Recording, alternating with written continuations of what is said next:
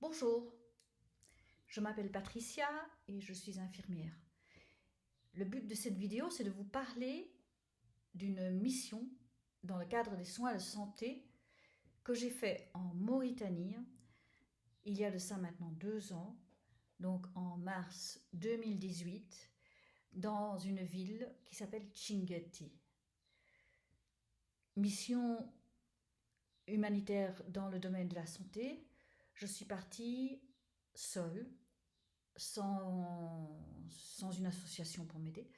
Et donc je suis partie seule et l'objectif de la mission était de remettre sur pied un dispensaire de soins de santé inaffecté depuis 6 mois et surtout d'apporter donc des soins aux personnes locales qui n'avaient plus reçu de soins depuis 6 mois. J'ai vu plus de 350 patients en 15 jours. J'ai travaillé 12 à 14 heures par jour et je vais vous raconter avec des images. Donc Chinguetti en Mauritanie, je suis partie de l'aéroport Charles de Gaulle.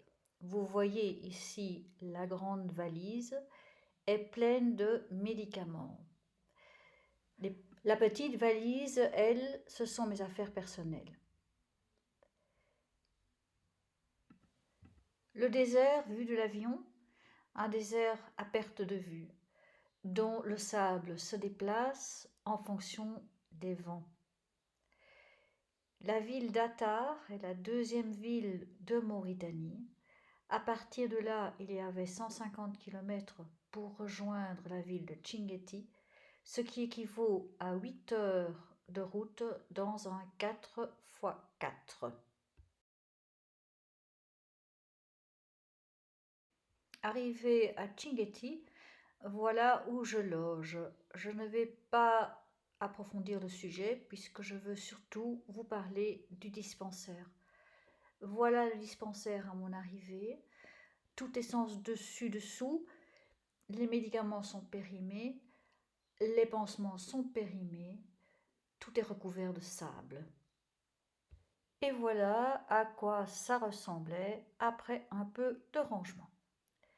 Ma table de consultation et l'entrée du dispensaire. Vous voyez que les enfants surtout, font la file. Alors nous sommes ici en Mauritanie. C'est un pays musulman. Les femmes sont donc voilées. C'est une société tout à fait différente de la nôtre, patriarcale. Je vous disais donc beaucoup d'enfants. Cet enfant-ci, plus ou moins 7 ans, présente une conjonctivite. Vous voyez le sable dans ses cheveux également. Alors, conjonctivite que je traitais principalement avec 2 ou 3 applications de gouttes ophtalmiques à base de néomycine. Étant donné qu'ils ne sont pas habitués aux antibiotiques, ils réagissent de façon très positive et très rapide à toute thérapie. Vous voyez ici un garçon qui s'est blessé le pied. Il court pieds nus dans le sable et donc sont rapidement blessés par toutes sortes de détritus, tessons de bouteilles, morceaux de fil de fer, etc. Ici, vous voyez un bébé qui fait de l'eczéma. Vous remarquerez les mouches. Il y a des mouches partout. Ici, une jeune maman avec son enfant. Souvent, les enfants avaient des signes de dénutrition ou malnutrition. Ici, un autre enfant. Ça, c'est un enfant qui a déjà 1 an et demi et qui a la taille d'un enfant d'1 an. Et là aussi totalement dénutri. Dans ce cas, il convient de faire de l'éducation à la santé et d'apprendre à la maman qu'il faut nourrir l'enfant. Ça n'est pas tellement évident dans ces sociétés reculées d'Afrique que de donner à manger à un enfant. Ici, vous voyez un jeune garçon recouvert de mouches, c'est encore rien par rapport à ce que j'ai vu au départ. Il est recouvert de mouches. Il avait probablement fait un eczéma, puis des lésions de grattage sur lesquelles il y a eu infection. La grand-mère a essayé de le soigner avec des herbes locales et voilà, il s'est surinfecté et donc je l'ai retrouvé comme cela. Je l'ai soigné tous les jours pendant une semaine et finalement il a fallu l'envoyer à l'hôpital pour un traitement antibiotique plus intensif. Ici, un jeune garçon qui fait de la température. Dans ce cas, je donnais surtout des antipyrétiques comme du paracétamol. Les enfants réagissent très bien à ce type de molécules car ils ne sont pas habitués à les prendre. Donc il suffit de 2 doses et la température chute. Ici, 2 femmes âgées atteintes de presbytie, c'est-à-dire qui ne voient plus bien dû à l'âge et probablement à un glaucome. Et il y avait quelques lunettes de vue données par des associations étrangères. Et donc j'ai pu distribuer quelques lunettes de vue. Les déchets sont un problème.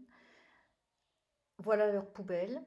Alors leur faire comprendre qu'il ne faut pas jeter à même le sol les déchets, c'est très difficile.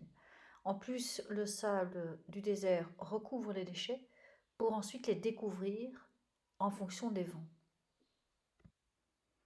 Le groupe d'enfants qui m'attend, à mon arrivée, il me réserve une surprise. Écoutez.